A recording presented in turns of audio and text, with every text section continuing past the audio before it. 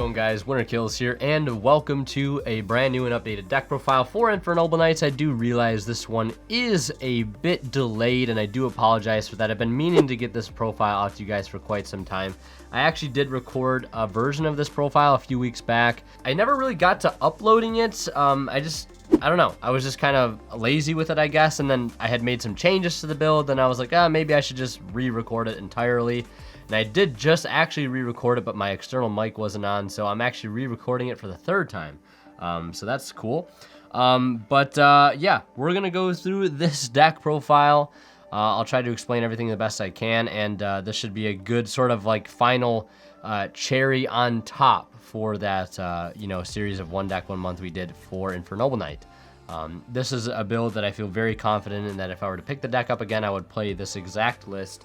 And feel, like I said, very confident. So before we go into this, I do want to mention a quick shout out to our sponsor over at Imperium Duelist. If you guys are interested in picking up this beautiful playmat that I'm using here, the Millennium 3.0 playmat, you can find it on their site. Same thing with this beautiful purple dark themed deck box from them. It's got a dice tray on the bottom here with plenty of space in the top compartment to hold both your main, extra deck, side deck, some tokens, field centers, the like.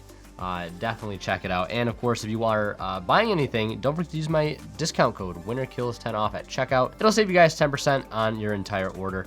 And of course, also if you're buying anything on TCG Player, do not forget to use my affiliate link to them down in the description below, because a small bit of the revenue from your purchase will go right back into the channel and does help out greatly. And also consider hitting that blue join button down below to get deck profiles like this and others early. So yeah, let's go ahead into the deck profile here. We'll start with the quick and easy profile, where we have to start our 3 Neospace Connector and 1 copy of Dolphin.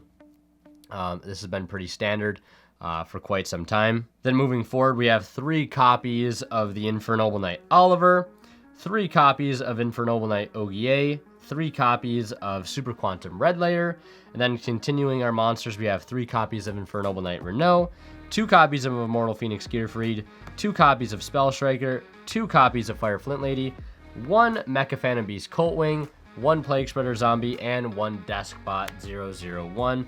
That rounds out our monsters. Now we'll go through the spells. And of course, to start with the spells, we have 3 copies of the Infernoble Arms Durendal. Then we have 3 copies of Heritage of the Chalice, 3 copies of the Sky Striker Mecha Eagle Booster, 1 Living Fossil, 1 Smoke Grenade of the Thief, 1 Divine Sword, 1 DDR, 1 Infernoble Arms, Afrodutir.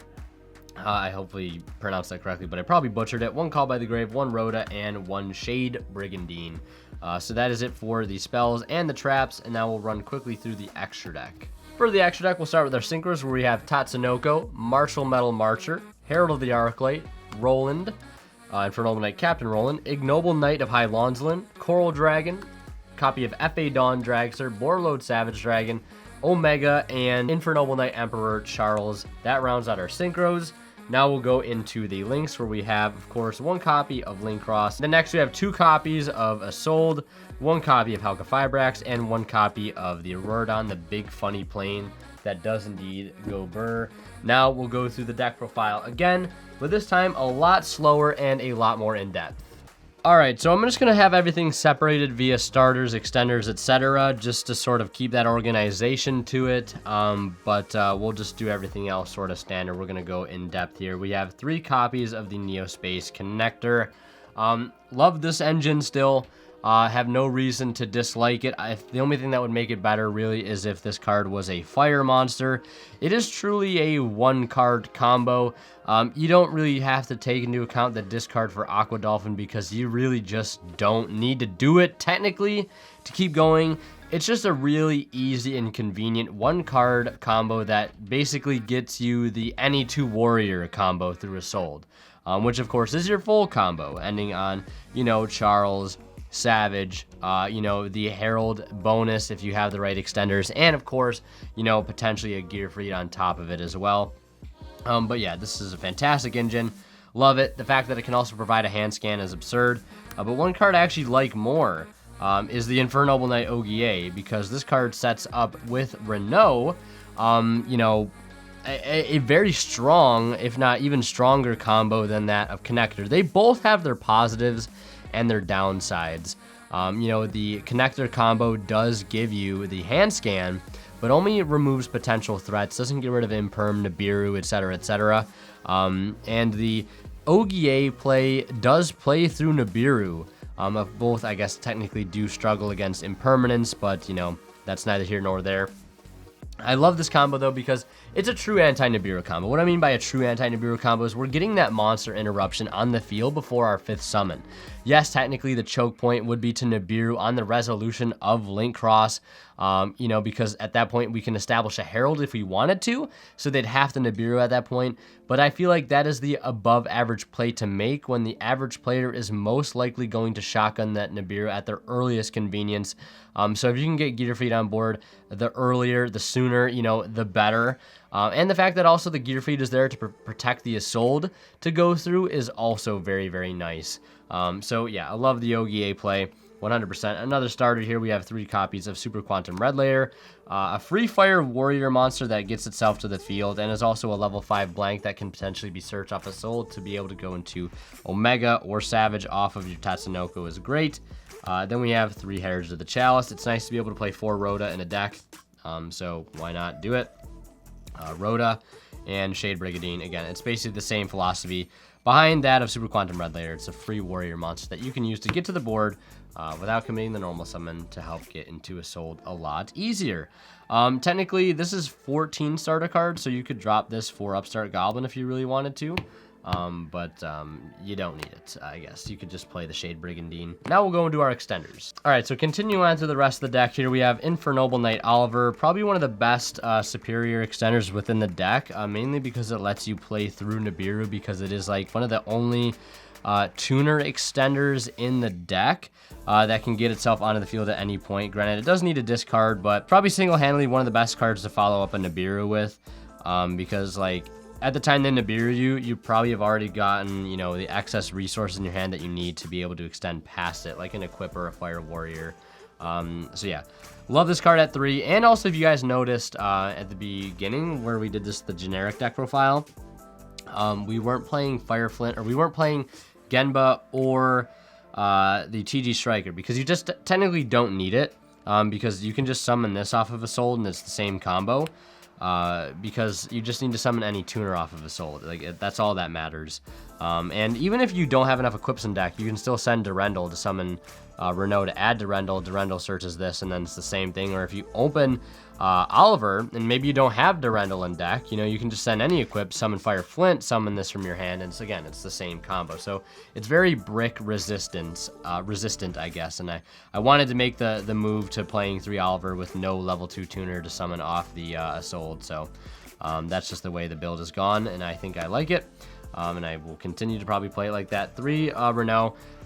It's just a fantastic extender, recurs your equip spells, and there's some decent synergy now, I guess more so than before. I mean, it's always been there, but the fact that we're playing level 4, a level 4 monster as our only card to summon off Isolde, our only ideal card to summon off Isolde, you know, you can summon this, but like, it gives you so many more options to be able to get cards back off of Renault, because you're sending 4. So you can always get, you know, the Divine Sword. You can send Living Fossil. You can send the Infernoble Arms Aphrodite if you need to remove back row, or you could send, you know, whatever it may be. And you have this whole smorgasbord of options to get back off Renault, and I love that. Then we have 2 Spell Striker. This card could not be made live faster in this deck through Isolde, and of course of all the other spells we play in this deck, but it's also a fantastic card to search off of Isolde to be able to go into with Tatsunoko into Coral Dragon, and that's my main use for it. I don't use Red Layer for Tatsunoko plays. I mainly use it for just starting my combo, or if your combo gets cleared by a punishment, you know, you can follow up with a Red Layer if need be. So it's a really powerful card to have in the deck, not just for Isolde, which I know most builds usually search the Red Layer off of Isolde to make combos with. This build is a little bit different because we're searching this as our priority number 1 target to be able to go into our main plays with. So following that, we have Fighter Flint Lady, fantastic extender.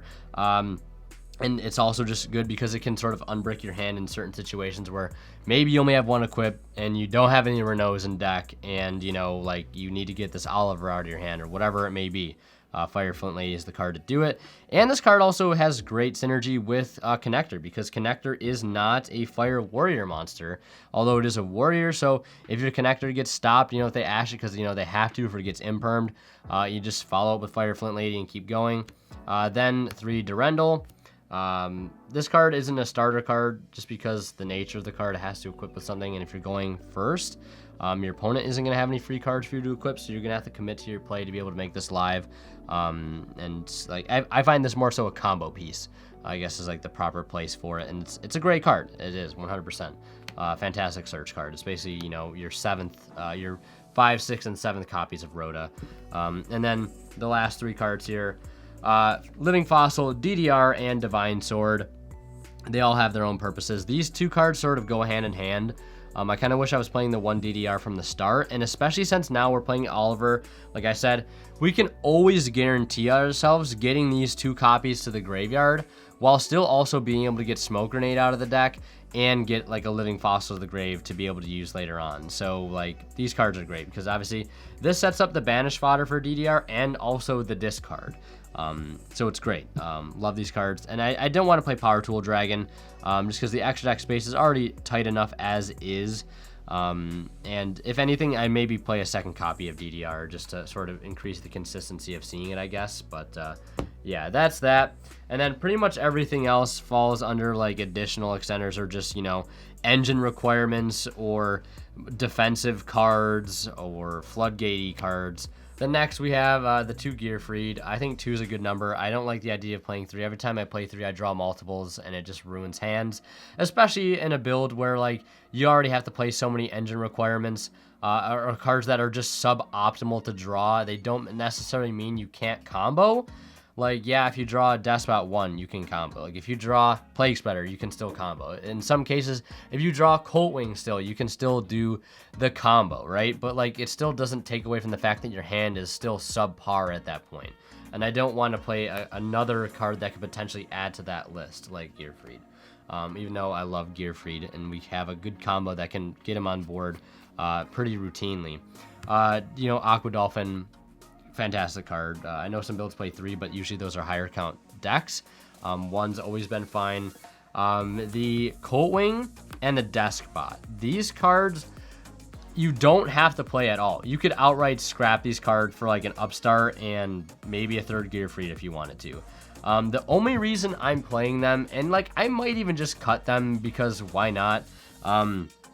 These cards only are in here because you need them if you get Nibiru Afterlink Cross. Because my deck is built differently into the sense that, like, I don't make Herald before I go into Halqifibrax. It's just not how this build, how this combo operates.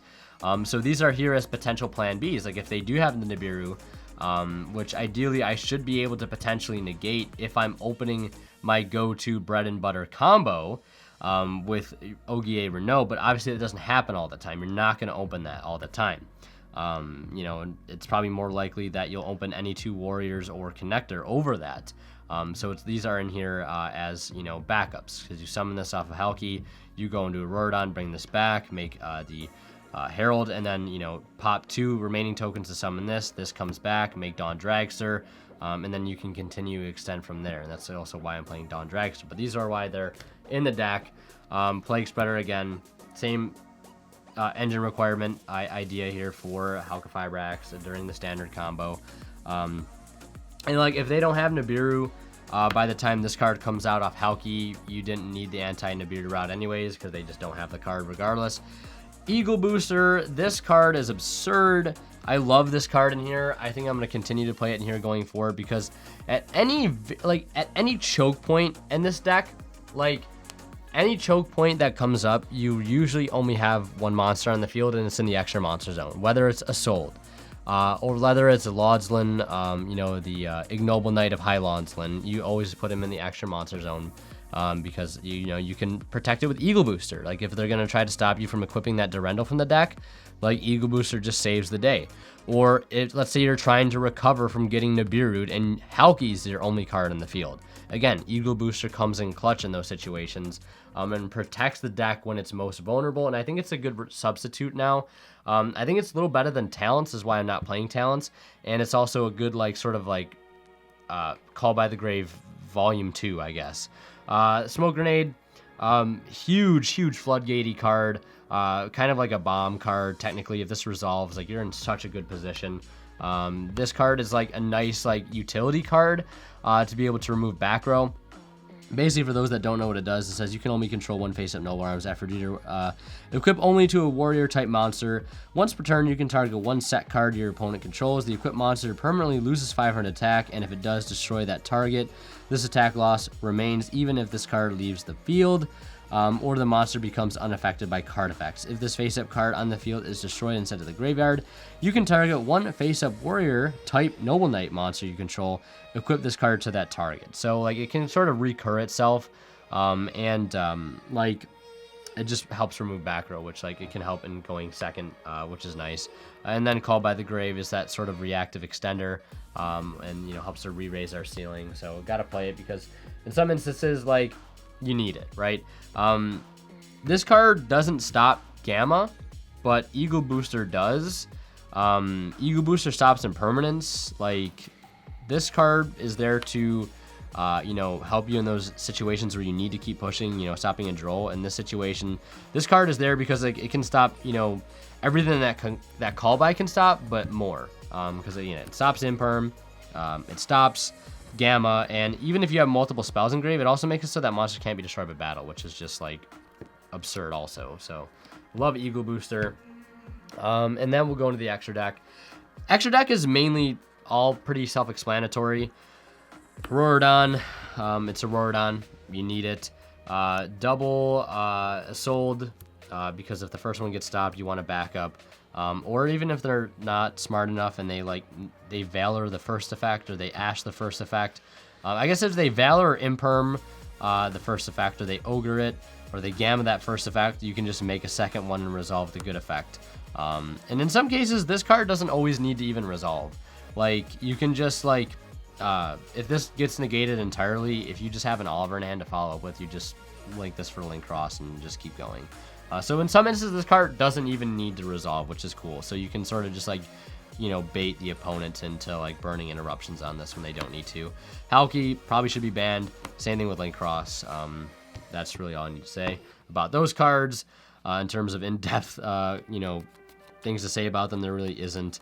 I guess this card, Halky has cool utility if it gets stopped. You can use it on the opponent's turn to summon out Roland or Coral Dragon or Tatsunoko or Marcher. Speaking of Tatsunoko or Marcher, we play both of them at 1. Again, part of the mainstay combo because we're synchroning from hand, and again, main combo piece. Herald the Arclight, great card. Might play 2 because there's an instance where you can make a second one through that Deskpot Coltwing play, but I think Dawn Dragster is better because it has higher defense. Roland, Laudzlin. Some builds don't play this card, but I can swear by this card. It's so good. And even in some rough hands where you open Connector, or let's say you open Ogier, but it gets stopped. Right, and you can't send anything, it gets negated. You don't have any other follow-ups, but you have the Renault in your hand still. You can still use the Renault to summon itself to the field, and then you can still synchro for Laudzlin and then get an equip, and then search Fire Flint Lady or search Oliver, and then maybe summon Fire Flint Lady after that, and then you get the Oliver to your hand to extend through Nibiru. And then you haven't even resolved your soul yet. So I really love this card quite a bit. Coral Dragon, because it's a great combo piece that nets you a draw to try to draw into side deck cards going first in games 2 or 3. And it can also help you to break opponents' boards going second doing your combo by providing that discard outlet, which can be pretty important, especially with a card like Plague Spreader in the deck. Dawn Dragster, again, part of that Plan B combo. If I wasn't going to go those cards and just sort of play all gas, no breaks whatsoever, if they have the Nibiru, they have the Nibiru. You could just cut this for Access Code Talker, which I think Access Code Talker is very good. Omega, because you can make another level 8 synchro outside of Savage Dragon. I think Omega is the next best one to do, especially this comes up like maybe turn 3. Or some like niche situations where like you have a level 8 synchro play, but you don't have any links engraved. This card can sort of help, you know, keep your opponent at bay if you're not able to put up your full board. Or there's some instances like where you can make Savage, Charles, and Omega, so like having that again, that level 8, extra level 8 is nice. And then Charles is just Charles. Sets up the smoke grenade play, you know, can make the roll and live engrave for that additional pop, and of course make itself either not be able to be targeted or destroyed by card effects. The side deck, I really wouldn't side too much per se if I was going first, because I want to keep everything as is for going first. Because, you know, if I do my whole combo, I don't need any side deck cards. That's sort of the philosophy. But going second, you could easily side out all of these cards because you really don't need them.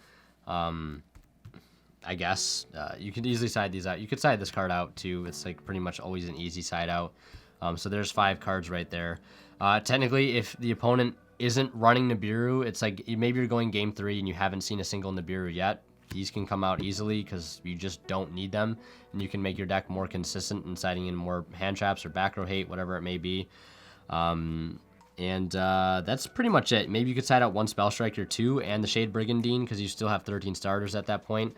So that's probably all I would side, you know, side out with this particular build. And the other thing is to note, like if you're going second and maybe you're siding in perms or evenly, I would definitely side this card out because it can become dead if you have a trap in your grave already. So definitely side that out if you're siding in perms or you're siding evenlies or twist or typhoons or whatever it may be. Definitely side out the Shade Brigandine if you're gonna play it. Or again, like I said, this could just be Upstart Goblin in the main deck. But yeah, this is my second time re-recording this deck profile. So if I didn't miss anything, if you guys have any questions, feel free to leave them down in the comments. But like I said, I feel very confident in this deck. Still does full combo very, very consistently, 9 out of 10 times, sometimes even 10 out of 10 if you're having a lucky day. But yeah, thank you guys so much for watching. I hope you enjoyed. Leave a like if you did. And as always, Winner Kill signing out. We'll see you guys in the next one. And of course, last but not least, a special thanks goes to our Divine Level channel members here on YouTube, Academic Thick, Zors, and Cadillacs84. Thank you guys so much for continuing to generously support the channel.